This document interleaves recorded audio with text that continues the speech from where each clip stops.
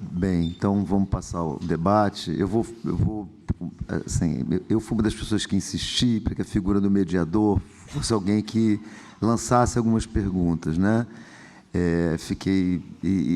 A mim, acho que diante de duas conferências como essa não há necessidade, mas eu vou ficar, né, vai ser muito, né, eu vou me sentir muito mal com meus colegas se eu não fizer algumas perguntas aqui, né, para os nossos dois conferencistas. Vai ser uma situação meio desagradável para mim responder isso depois, né? Então, vocês aguentem um pouquinho, são perguntas rápidas que eu tenho tanto para a Tereza quanto para o Luiz. Luiz, eu queria te perguntar uma coisa. A gente está vivendo. Eu queria perguntar. São duas perguntas, né?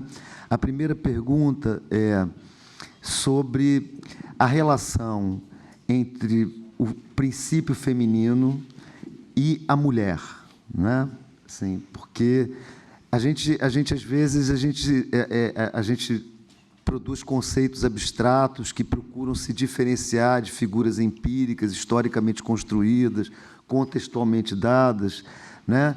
Mas a gente acaba realçando determinadas características nesse próprio conceito que são referidas a essas figuras humanas contextualmente dadas, do sofrimento, da capacidade de suportar a dor, né? E que não é propriamente uma figura masoquista, né? É uma capacidade, né? Que também é uma pergunta que eu te coloco, né? Que não é propriamente. Então, eu queria, claro, Ferenczi, né, nomeou dessa maneira, mas como é que a gente pode sustentar determinados aspectos desse conceito, abrangendo ele um pouco mais, airando um pouco mais e tentando distanciar ou tentando, né, não reificar determinadas figuras de binarismo que a gente tem, que a gente precisa, que a psicanálise vai precisar enfrentar, né? Essa é a primeira pergunta. E ela é né, totalmente ligada à segunda pergunta. Compreendes? Sim, sim. Se eu não compreendesse, meu espanhol é péssimo para depois falar para ele, não daria certo. Mas, de qualquer maneira, a segunda pergunta, e aí eu acho é uma coisa um pouco mais específica. Se eu não me engano, você falou que esse princípio feminino seria a versão feminina da pulsão de morte. E aí eu quero... É uma polêmica, né? Porque, por exemplo, Avelo, o Pepe, ele tem uma ideia, né? A ideia de que, né, a gente não tem... A presença da pulsão de morte em Ferenczi é uma discussão polêmica no nosso campo. E eu queria que se posicionasse, se colocasse em relação a isso, que eu acho uma questão importante. Para a Tereza, né, eu acho que... Você é meu amigo, não tem nada para perguntar. Pois é, mas exatamente porque eu sou amigo dela que eu vou perguntar, sabe? Tem coisa que só amigo pergunta, então, né?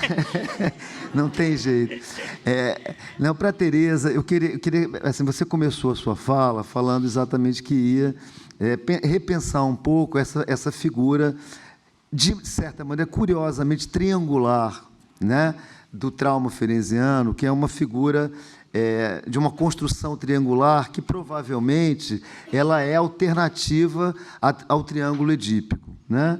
Então, eu queria que você falasse um pouquinho mais, né, dessa passagem, né, de uma produção traumatogênica desmembrada, né, a partir de duas figuras, né, do agressor e daquele que desmente, né, e como...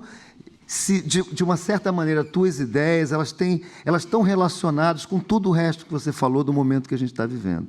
Eu espero que tenha sido uma pergunta de amigo, tá? Obrigado. Vamos passar a palavra, né, para a plateia e depois eles respondem. Hay que contestar ahora. Não, espera um pouco. Vamos... Mais duas perguntas e a gente... Liliana... Vamos lá.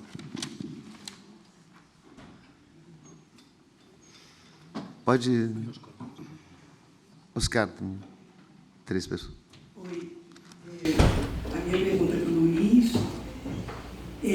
Quando você estava falando dessa questão do feminino, né, da capacidade de receptividade, de aceitação do sofrimento, eu fiz uma relação com o feminino que o Winnicott fala. Que o Winnicott fala no texto A Criatividade de Suas Origens, em que ele vai falar de um princípio feminino, enfim, de alguma coisa muito originária, e que seria uma característica principal. Estou falando meio de memória, não lembro de tudo. Seria o ser amável e não o ser amado. Né? Então, é alguma coisa receptiva, né, que de alguma forma se oferece como sendo amável, tendo a possibilidade de ser amável, e não como desejando ser amado.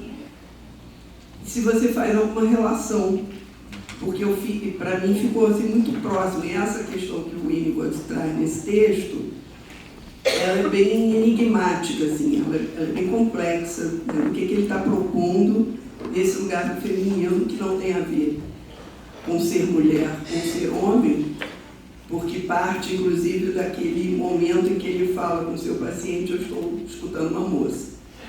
Né? Então, queria que se você pudesse falar um pouco sobre isso. Oscar, depois.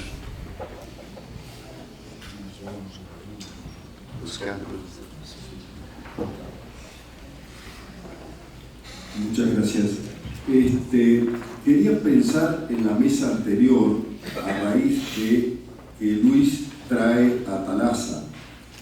En la mesa anterior, Carla habló, citando a Lacan, un palco de la historia, y pensaba que estamos también construyendo en este congreso un palco de la historia, pensando a Sándor Ferenczi, y que me pareció muy interesante lo que traías sobre el tema de Thalassa y sobre la genitalidad, porque en Thalassa Ferenczi dice que los primeros seres vivos salieron de la madre, y ese cuadro último que presentó Carla me parece que daba origen a toda esa situación, que luego fue retomada por Eliana y la historia de Brasil, que es la historia de Latinoamérica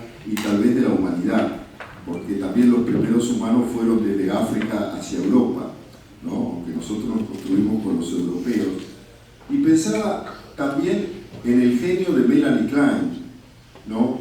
Que es ella, es una mujer, la que va a hablar de la importancia de lo femenino, de la mujer, que en el fondo es que el humano investiga ese bebé, investiga dentro del cuerpo de la madre, y dentro del cuerpo de la madre, como sabemos, están los bebés y el pene del padre, ¿no? Y las heces.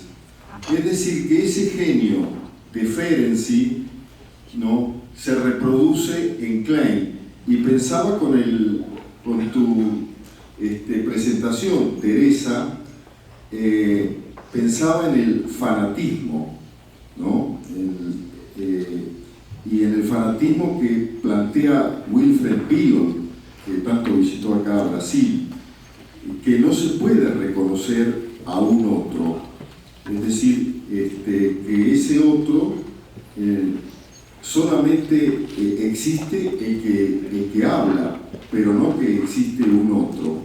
Pensaba, también te quería preguntar si Bion tiene alguna rama de influencia en tu pensar.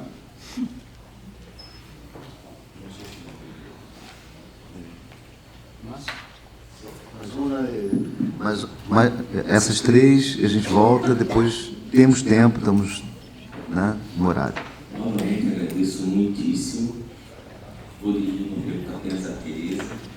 Tenho que pensar muito mais para poder dirigir. Vou tentar fazer isso depois dessa circunstância. Mas para que eu seja compreendida a pergunta que eu quero dirigir a você, Teresa, eu preciso dizer qual é o contexto, senão vai soar completamente descabido. Eu, no meu pós-doutorado, estudei o título foi o problema da culpa na obra de Freud, na perspectiva de uma metapsicologia da cultura. E eu me perguntava por que o tema da culpa era tão recorrente em Freud, E eu cheguei à conclusão, em curto, no primeiro momento, que Freud situava a culpa não apenas na origem do direito, da moral, da religião, das artes, através da tragédia, etc., mas na origem da própria consciência enquanto humano.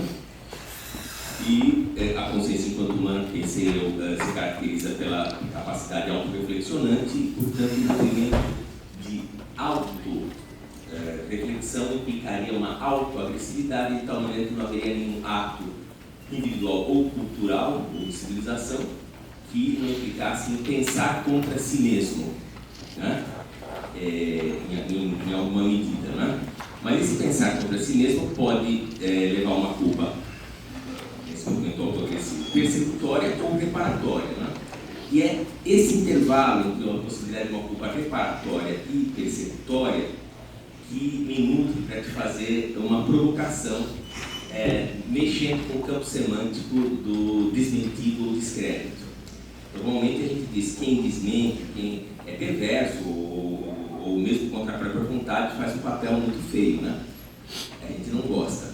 Mas e se a gente pensar que no deslocamento entre o nosso eu ideal, eu sou a majestade, o dever, e a outra posição que eu talvez possa não ser, e daí eu posso ter como projeto identificatório, né?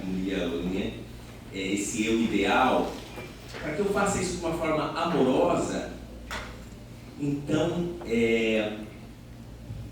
quem desmente tem que ser não agressor, mas benfeitor. Quem desmente passa da posição de agressor a benfeitor. Benefactor. Né? Benefactor. É assim que se diz. Então, será que essa tragédia que a gente está vivendo, esse nome que não pode falar, o Voldemort, então, será que a gente não pode amorosamente dizer assim, é duro, né, dizer, mas tem um pouco de Voldemort em mim também, né, e tem um pouco de mim nele, mas como é que isso tudo que está aí, essa coisa toda aí, vai acontecer, né? Então, eu pergunto a você se seria possível uma visão que mexesse um pouquinho com o campo semântico e operatório do sentido nesse sentido de todo mundo. Então vamos para a resposta, depois se outras pessoas quiserem falar, o que seria ótimo, né? Está liberado. ¿Empiezo yo?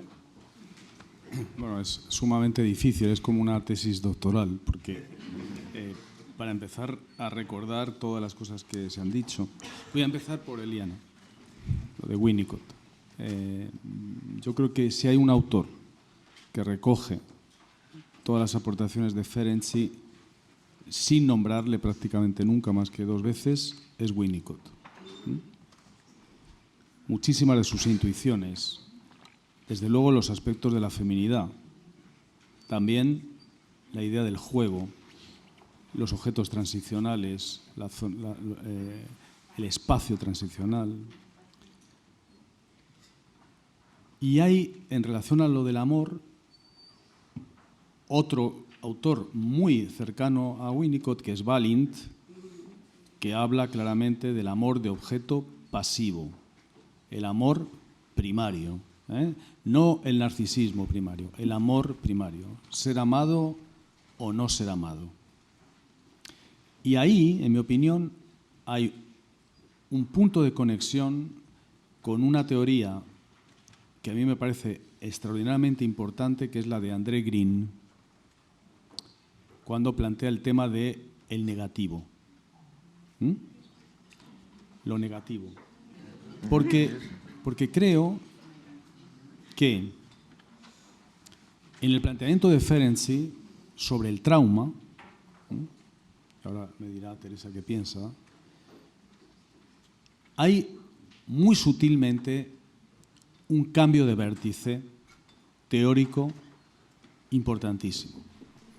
Ferenczi no solamente habla de lo que ha pasado, de las cosas que han ocurrido, sino que subraya la importancia de lo que no ha pasado, de lo que no ha ocurrido.